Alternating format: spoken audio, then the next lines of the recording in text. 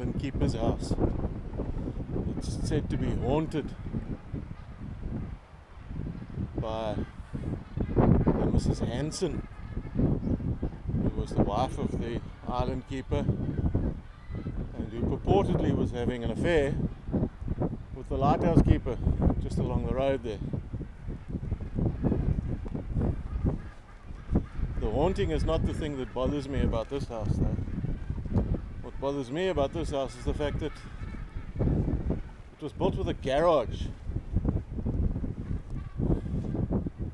on an island where there are no roads, and there certainly wouldn't be any cars, and the driveway's blocked off. It's kind of strange.